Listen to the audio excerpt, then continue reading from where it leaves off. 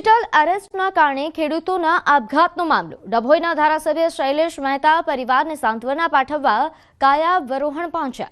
પરિવારે સાયબર માફિયાઓએ ત્રાસ આપ્યાનો આક્ષેપ કર્યો.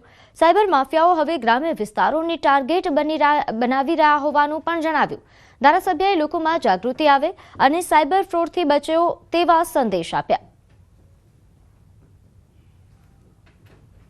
ડિજિટલ એરેસ્ટ છે કે શું છે એક તપાસનો વિષય છે, પણ ટોર્ચરિંગ કરવામાં આવ્યું છે માણસને એ સ્પષ્ટ થયું છે. એમનો જે મોબાઈલ ફોન છે એને FSLમાં મોકલવામાં આવ્યો છે અને FSLમાંથી કારણ કે જે ફોન કરતા હતા એ લોકોએ કેટલાક મેસેજો અને કેટલાક વિડીયો ડિલીટ કર્યા છે. ભાવનગર શહેરના અકવાડા મદ્રેસામાં થયેલ ગેરકાયદેસર બાંધકામો દૂર કરાયા. અકવાડા મદ્રેસામાં TP રોડ નીકળતો હોવાથી અહીં થયેલા ગેરકાયદેસર બાંધકામો ચુસ્ત પોલીસ બંદોબસ્ત સાથે દૂર કરવામાં આવ્યા. નોંધનીય છે કે ઘોઘા રોડથી અધેવાડા સુધી 24 મીટર TP રોડ પરથી દબાણો હટાવાઈ રહ્યા છે. તેથી મહાનગરપાલિકાના વિશાળ દબાણ હટાવ અભિયાન અંતર્ગત દારુલ ઉલુમ મદ્રેસા વિસ્તારમાંથી 1500 ચોરસ મીટર દબાણ દૂર કરવામાં આવ્યું. વહેલી સવારે 4 JCB, 2 હિટાચી સહિત વાહનો સાથે કાર્યવાહી શરૂ કરાઈ હતી. અકવાડા વિસ્તારમાંથી 6 ફ્લેટ અને એક હોસ્ટેલના રૂમ પર પાલિકાએ બુલડોઝર ફેરવ્યું. કોઈ અનિચ્છનીય ઘટના ન બને તે માટે ભારે પોલીસ બંદોબસ્ત સાથે LCB, SOG સહિતની વિભાગોની ટીમો તૈનાત રાખવામાં આવી હતી.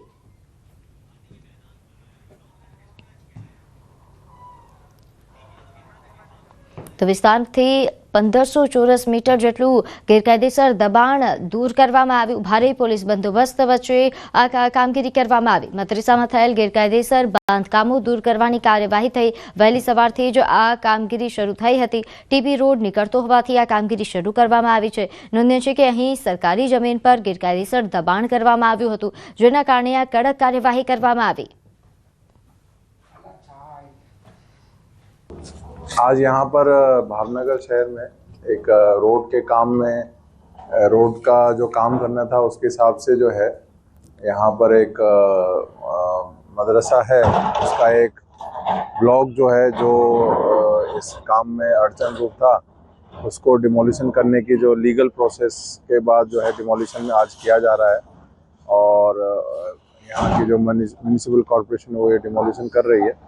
और उसमें लॉ एंड ऑर्डर के हिसाब से हमसे बंदोबस्त मांगा गया था, तो हमने टोटल जो है 150 पुलिस और लगभग 15 जैसे अधिकारियों का यहाँ बंदोबस्त रखा है और साथ ही साथ शहर के और भी संवेदनशील विस्तारों में पुलिस की अलग अलग टीमों जो है पेट्रोलिंग में है ताकि शांति बनी रहे और हालत और अभी तक जो है शांति है. शहर में जो अकवाड़ा एरिया है उसमें TP स्कीम का जो ऑन रिकॉर्ड हमने पहले रास्ता जो 30 मीटर का था उसको कि यहाँ पे जो मदरसा इस्लामी सार्वजनिक ट्रस्ट है तो उनकी बिल्डिंग को नुकसान नहीं हो ज़्यादा, इसलिए हमने उसको कॉर्पोरेशन ने 30 मीटर से घटा के रोड अलाइनमेंट 24 मीटर का किया हुआ है. तो 24 मीटर में बिल्डिंग का कुछ ब्लॉक आता है कि जो अभी यहाँ से एकदम रास्ते के ब्लैक टॉप के बीच में आता है, तो उसी को जो एक छोटा पोर्शन है उसी को दूर करने की कार्रवाई आज यहाँ पे की जा रही है.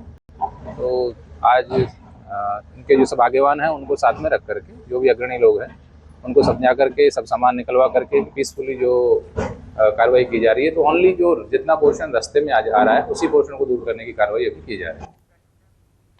તો ગીર સોમનાથમાં પણ તંત્રનું ડિમોલેશન. સોમનાથ મંદિર વિસ્તારનો વિકાસ કરવા અર્થે દુકાનોનું સ્થળાંતર કરાયું. જૂની દુકાનો બુલડોઝરની મદદથી પાડવાની કામગીરી હાથ ધરવામાં આવી. અહીં જૂની દુકાનો મુખ્ય રોડ પર આવેલી હોવાથી અવરજવર માટે વૈકલ્પિક માર્ગ ચાલુ કરાયો. સોમનાથ ટ્રસ્ટ તેમજ પોલીસ બંદોબસ્ત સાથે કાર્યવાહી શરૂ કરવામાં આવી. શાંતિપૂર્વક માહોલમાં કાર્યવાહી ચાલી રહી છે.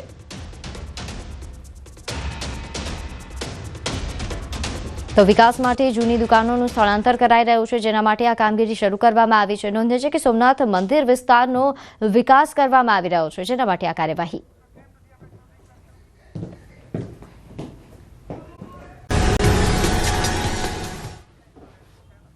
તો શિયાળામાં લીલાછમ શાકભાજી લાલઘુમ.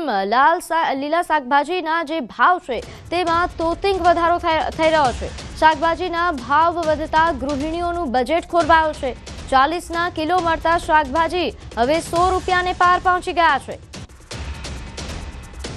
તો શાકભાજીના ભાવમાં હાલ તોતિંગ વધારો નોંધાઈ રહ્યો છે. નોંધે છે કે શિયાળામાં સામાન્યતઃ ભાવ ઓછા હોય છે, પરંતુ આ વખતે માવઠાના કારણે ભાવ વધી રહ્યા છે. ગીર સોમનાથમાં કમોસમી વરસાદના કારણે શાકભાજીનો પાક નાશ પામ્યો છે. ફાફણી ગામની વાત કરીએ તો આ ગામનું જીવન મરણ એ શાકભાજીની ખેતી પર ટકેલું છે. અહીંના લગભગ 60% ખેડૂતો વિવિધ શાકભાજી પકવી બજારમાં પહોંચાડે છે, પરંતુ આ વર્ષે કમોસમી વરસાદના કારણે ખેતરોમાં પાણી ભરાતા શાકભાજીના આખા બગીચા સડી ગયા છે. રોપા જમીનદોષ થઈ ગયા છે. જે ખેડૂતો પોતે તાજું શાકભાજી ઉગાડીને આખા જિલ્લામાં પૂરું પાડતા હતા, એ જ હવે મોંઘા ભાવે શાકભાજી બજારમાંથી ખરીદવા મજબૂર બન્યા છે. 150 રૂપિયે મળતા રીંગણા આજે અહીંના ખેડૂતો પોતાના ઘરમાં વાપરી રહ્યા છે. તો સ્થાનિક ઉત્પાદન લગભગ બંધ થઈ જતા વેપારીઓને હવે રાજકોટ, મોરબી જેવા જિલ્લાઓમાંથી શાકભાજી આયાત કરવી પડી રહી છે. પરિવહન ખર્ચ વધતા ભાવ પણ વધી રહ્યા છે. વર્ષોથી પછી 20-25 વર્ષથી અમે વાવેતર કરીએ, બકાલાનું રીંગણી કરીએ, ગાજર કરીએ, ચકરિયા બનાવીએ. આ વર્ષે તો નિષ્ફળ જ છે વરસાદને કારણે. કોઈ બકાલું અમારી પાસે નથી રહ્યું ને વર્ષોથી બનાવી જોઈએ એવા ભાવ નથી મળતા. ભાવમાં તો ત્યાં જે બસ માર્કેટ ઉપર આધાર રહે, એમાં પછી આ વર્ષે તો અમે 150 રૂપિયાના કિલો રીંગણા લઈએ છીએ. અમારી પાસેથી તો 20-25 રૂપિયા ખરીદ કરે. આ બકાલું અમારા ગામમાં અહીંયા 60% જૂનું બકાલું તો બધા ખેડૂત કરે છે ને હું આ ચોમાસાને લીધે બધું બકાલું તો નિષ્ફળ ગયેલું છે. તો અટાણે બકાલું અમારા માર્કેટમાં લેવા જવાનું હોય તો 150 રૂપિયા રીંગણાના ભાવ હોય, 160 હોય, મરચાં 100 રૂપિયા કિલો હોય, સોળા 100 રૂપિયા કિલો હોય. તો હવે અત્યારે અમારે વેસાતો લઈને ખાવું પડે. અમે લગભગ 20 વર્ષથી બકાલું કરીએ અને મરચી, રીંગણી, આમ વાલોળ તેથી 10 રૂપિયા કિલોના 20 રૂપિયા 25 રૂપિયા મળતા. આ વર્ષે બકાલું બધું હતું એ 8 દી વરસાદ થયો ને બધું નાબૂદ થઈ ગયું. પહેલાં શાકભાજી માનો કે 40 રૂપિયાનું કિલો જે વસ્તુ હતી, અત્યારે 140 રૂપિયા 160 રૂપિયા કિલો છે. અત્યારે ગુવાર છે, રીંગણા છે, બરોબર છે. રીંગણા જાણો 20 રૂપિયા કિલો હતા, અત્યારે 140 રૂપિયા કિલો છે. બહારથી આવે છે ના, બધું 70-80% બહારથી આવે છે. અહીંયાના ખેડૂતો અત્યારે બકાલું કરવા રાજી નથી ભાવને કારણે. તો કમોસમી વરસાદ અને લગ્ન સિઝનના કારણે શાકભાજીના ભાવમાં તોતિંગ વધારો થયો છે. ગૃહિણીઓ શાકભાજીના વધેલા ભાવથી પરેશાન છે.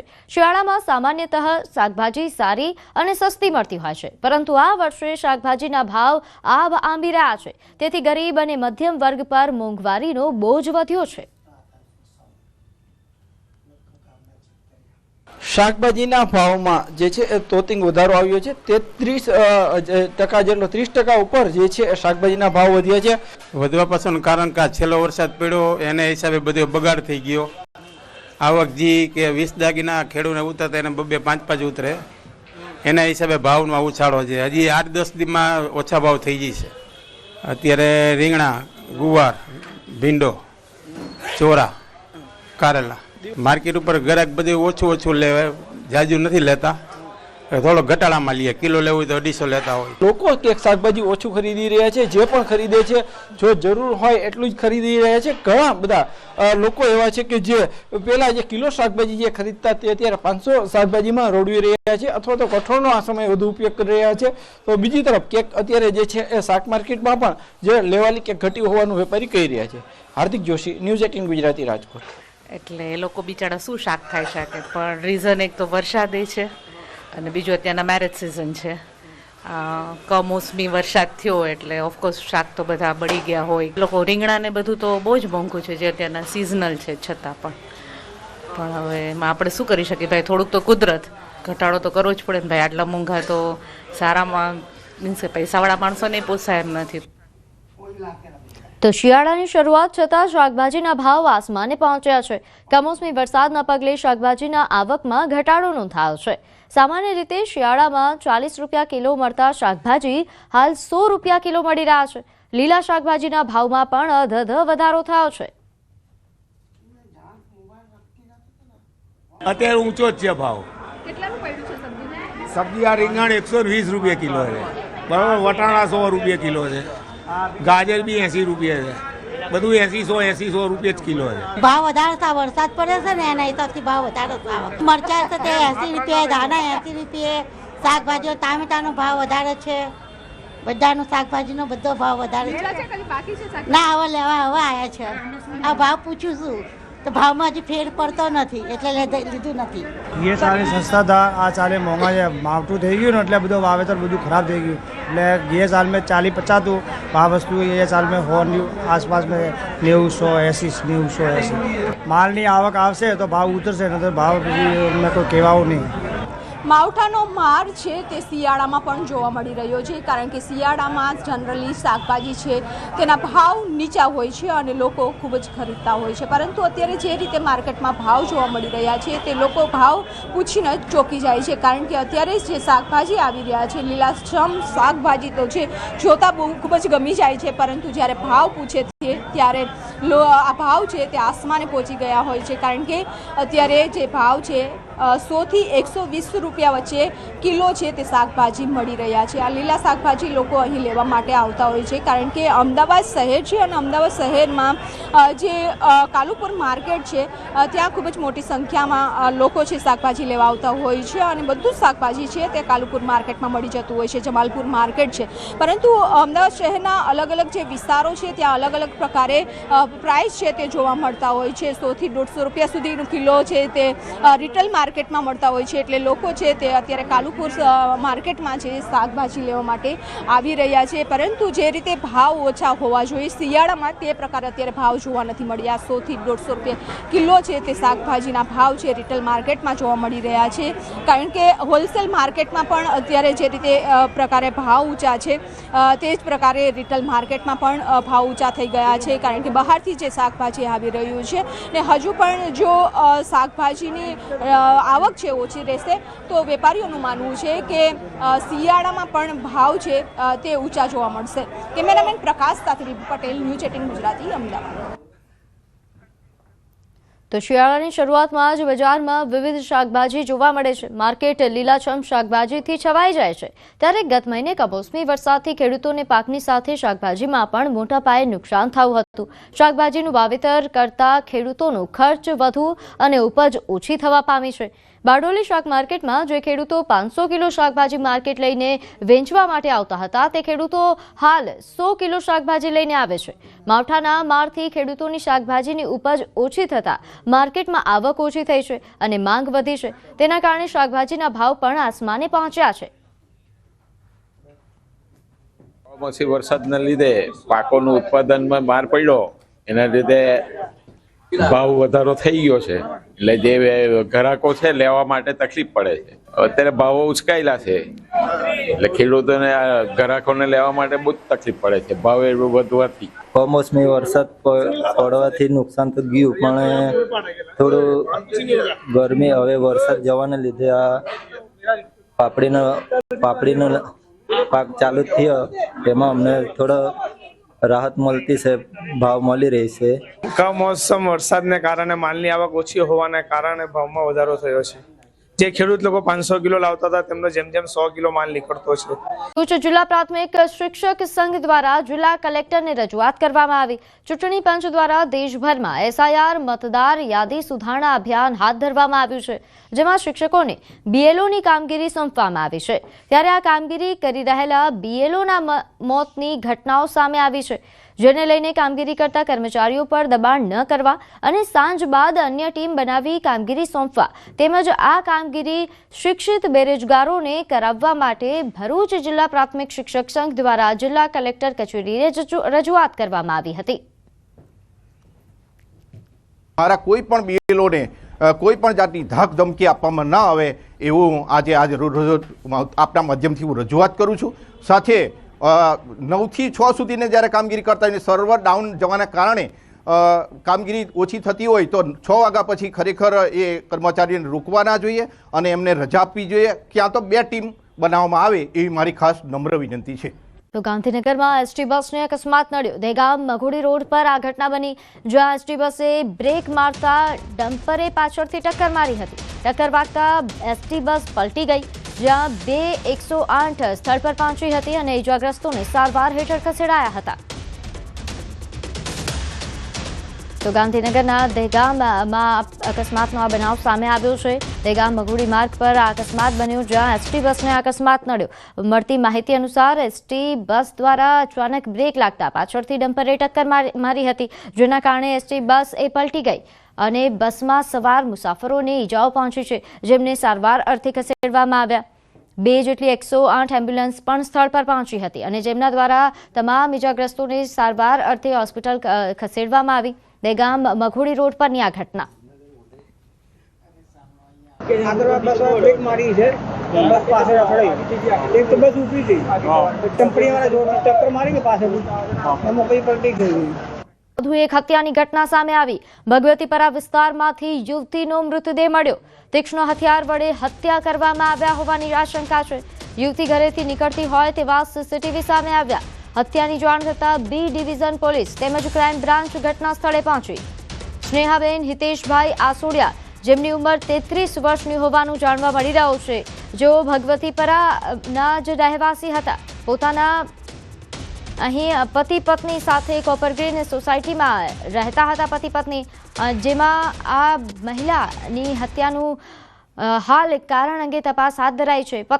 પતિને કહ્યું હતું કે પાણીપુરી ખાવા જાઉં છું અને ફેક્ટરીમાંથી આવો ત્યારે મને લેતા આવજો, તેવા પ્રકારની તેણે વાત પણ કરી હતી. પરંતુ જ્યારે એ શોધવા નીકળ્યા તો પત્ની મળી નહીં અને જે બાદ આ મામલો સામે આવ્યો છે. સમગ્ર મામલે ક્રાઇમ બ્રાન્ચ સહિતના અધિકારીઓએ તપાસ શરૂ કરી છે.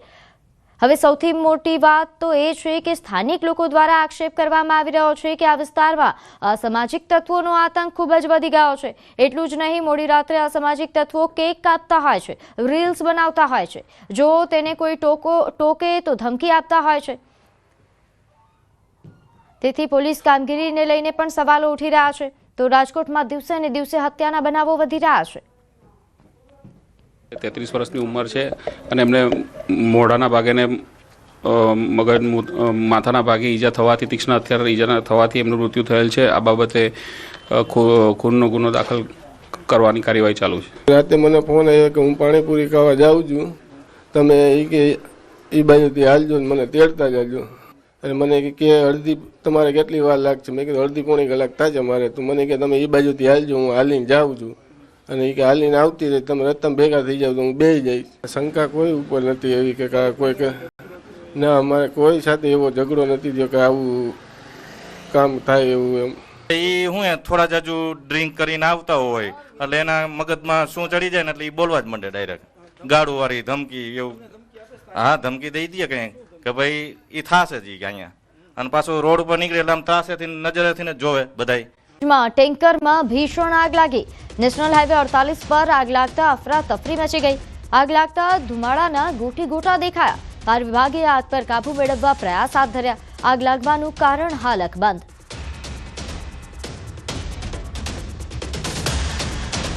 તો કામરેજમાં ટેન્કરમાં ભીષણ આગ લાગી, જેના દ્રશ્યો પણ સામે આવ્યા છે.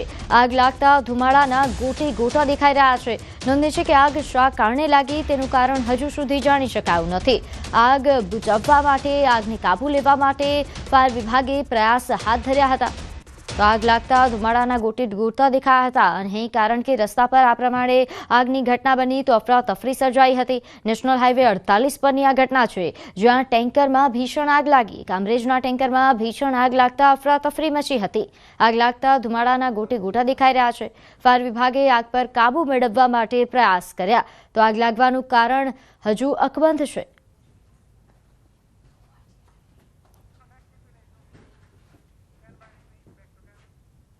તો સુરતમાં ગટરમાંથી યુવાનનો મૃતદેહ મળતા ખળભળાટ. હથોડા ગામમાંથી અજાણ્યા શખ્સનો મૃતદેહ મળી આવ્યો. ફાયરની ટીમે મૃતદેહને બહાર કાઢ્યો. પોલીસે મૃતદેહને પોસ્ટમોર્ટમ અર્થે ખસેડ્યા હોવાની વિગત પ્રાપ્ત થઈ રહી છે. તો સુરતનો આ બનાવ છે. અહીં ગટરમાંથી અજાણ્યા શખ્સનો મૃતદેહ મળી આવતા ચકચાર મચી છે. ફાયરની ટીમ દ્વારા મૃતદેહને બહાર કાઢવામાં આવ્યો હતો અને હાલ વધુ તપાસ હાથ ધરાઈ છે. નોંધનીય છે કે આ હથોડા ગામની ઘટના છે કે જ્યાં અજાણ્યા શખ્સનો મૃતદેહ મળી આવતા ચકચાર મચી છે. ફાયરની ટીમે મૃતદેહને બહાર કાઢી પોસ્ટમોર્ટમ અર્થે ખસેડ્યો છે, જે બાદ વધુ વિગત પ્રાપ્ત થઈ શકે છે. હાલ આ અજાણ્યો શખ્સ કોણ છે તેને લઈને તપાસ હાથ ધરાઈ છે. તો સુરતની આ ઘટના છે। દ્રશ્યોમાં જોઈ શકાય છે કે અહીં ફાયરની ટીમ દ્વારા આ જે અજાણ્યો શખ્સ છે જેનો મૃતદેહ મળી આવ્યો હતો, કોઈ સ્થાનિકને આ મૃતદેહની જાણ થતાં તેને ફાયરની ટીમને જાણ કરી હતી અને ફાયરની ટીમે મૃતદેહને બહાર કાઢ્યો। પોલીસે મૃતદેહને પોસ્ટમોર્ટમ અર્થે ખસેડીને વધુ તપાસ હાથ ધરી છે। તો રાજ્યમાં હાલ બેવડી ઋતુનો અનુભવ થશે। હવામાન નિષ્ણાંત અંબાલાલ પટેલની આગાહી। ઠંડીમાં આંશિક ઘટાડો નોંધાશે। લઘુત્તમ તાપમાન 15 ડિગ્રી રહેવાની શક્યતા, મહત્તમ તાપમાન 29 ડિગ્રી રહેવાનું અનુમાન। તો પવનની દિશા બદલાતા ઠંડીમાં ઘટાડો થશે। જાન્યુઆરી માસમાં હાડ થીજવતી ઠંડી પડશે। તારીખ 23-24 સુધીમાં લઘુત્તમ તાપમાન રાજ્યના ઘણા ભાગોમાં 15 ડિગ્રી આસપાસ રહેવાની શક્યતા રહેશે। ત્યારબાદ લઘુત્તમ તાપમાનમાં થોડો વધારો થવાની શક્યતા રહેશે। દરિયા કિનારાના ભાગોમાં લઘુત્તમ તાપમાન થોડું વધારે રહેવાની શક્યતા રહેશે, પરંતુ લગભગ તારીખ 26 આસપાસથી લઘુત્તમ તાપમાન 16 ડિગ્રી સેલ્સિયસ આસપાસ અને ત્યારબાદ ધીરે ધીરે 17 ડિગ્રી સેલ્સિયસ આસપાસ રહેવાની શક્યતા રહેશે અને મહત્તમ તાપમાન 30 ડિગ્રી સેલ્સિયસ આસપાસ રહેવાની શક્યતા રહેશે। એટલે ઠંડી બદલાતી મોસમમાં સવારે ઠંડી જણાશે અને બપોરના ભાગમાં ઠંડી ઓછી અનુભવાશે। એટલે રાજ્યના ખેડૂતો માટે ફરી આવશે માવઠાનું સંકટ। હવામાન નિષ્ણાંત અંબાલાલ પટેલે માવઠાની આગાહી કરી। ડિસેમ્બર મહિનામાં વાતાવરણમાં પલટો આવશે। 16-17 ડિસેમ્બરે માવઠાની શક્યતા છે। પશ્ચિમી વિક્ષેપની શક્યતાના કારણે વરસાદ વરસશે। ફેબ્રુઆરી અને માર્ચમાં પણ માવઠાની આગાહી છે।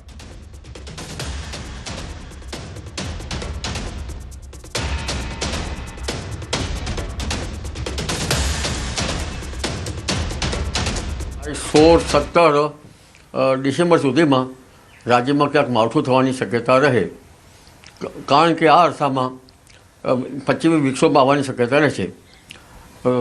સૂર્ય દક્ષિણાવર્તી થતો જશે તેમ પશ્ચિમી વિક્ષોભ નીચે આવવાની શક્યતા રહેશે।